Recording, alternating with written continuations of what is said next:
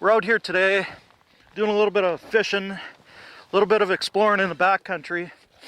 One thing that's really important to remember when you come and do these kinds of things, especially if you're by yourself or in a small group, you always want to make sure that you have a way to survive in the cold. Right down to the simple things like making fire.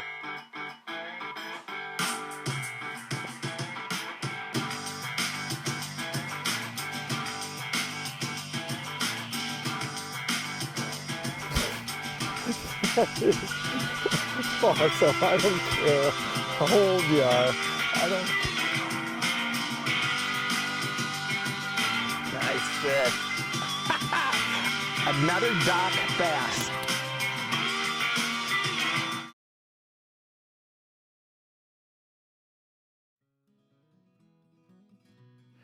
I carry with me all the time in the backcountry, it doesn't matter where I go, a simple little thing like an Altoids tin full of petroleum jelly soaked cotton balls and a fire steel.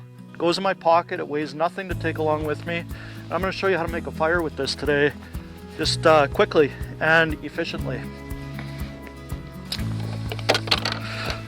Another important item to have along with you on adventures like this is an axe. You're going to be able to process firewood really quickly with this. It's going to allow you to get a fast and efficient fire going, especially if you happen to fall through the ice or get wet or you have somebody that's cold. You only have just a short amount of time before that individual starts to get hypothermia and get cold. We're going to just walk along the shoreline here and look for some dead wood. Dead wood is dry wood. It's the easiest way to make fire, and it's easy to work quickly and get it going quickly with dead firewood.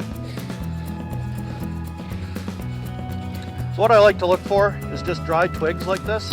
For starters, as you can see how easy it breaks, it's nice and dry. And I'll start with pencil lead size wood and then on up into larger wood from that. The thing to remember with dry wood is it's going to burn very quickly, so you need a lot of it to get a good fire going.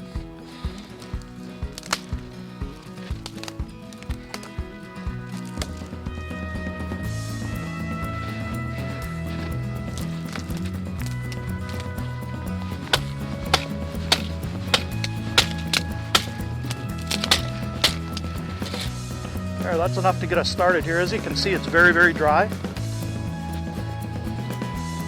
Once you've collected the firewood that you want to use to get your fire going, it's very important to not make fires on the ice. It's just a belief of mine that you want to not pollute the water with charred wood and things like that. So I always make my fires on shore.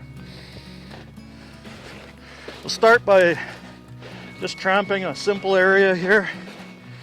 If you have a shovel along, a shovel works great too. It's easy just to kick the snow down though. Just tramp yourself an area. Hey, what I do with this dry wood is I'll just break it up, get it into a nice bundle. What you're doing is building layers.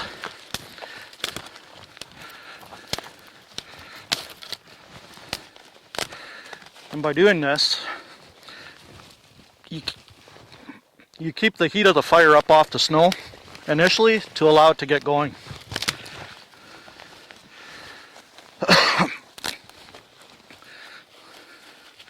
One thing you'll find with this dry wood with the lichen and the moss and everything on it is that it'll actually light up fairly quickly.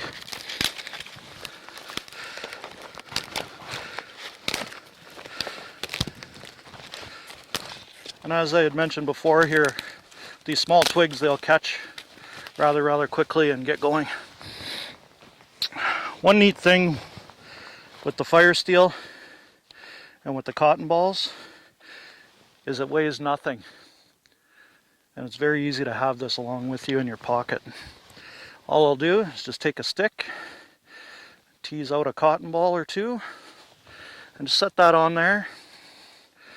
Let's close this up and put it back in my pocket so I don't lose it. And with a fire steel, this will make flame or make a spark in any condition, anytime. Doesn't matter if it's wet or dry. As you can see, The sparks coming off of that are up to 5,000 degrees. With a petroleum soaked cotton ball like this, it'll actually strike and get going quickly, and all you have to do is just point it at that cotton ball and strike it. And there you go. Put that back in my pocket. Now what we want to do now that we have this going, these cotton balls, they'll burn for about 7 minutes. That gives you enough time to get your twigs and everything onto the flame and get the fire established.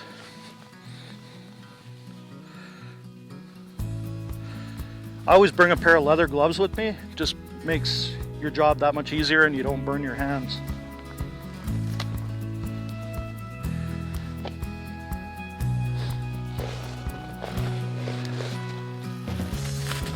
What I like to do is just use the stuff around me to get the fire going. Even simple things like dry grass will get a good flame in a hurry. As you can see, it catches rather quickly.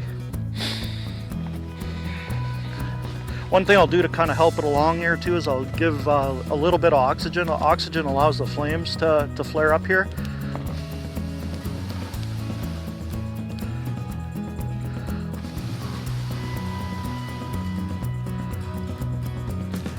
There we go.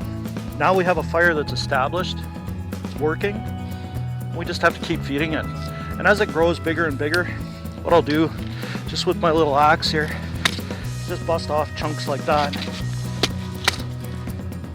there to keep feeding it as it gets going. And this cedar, because it's so dry, if you open this up and split it open here, it actually makes really good firewood.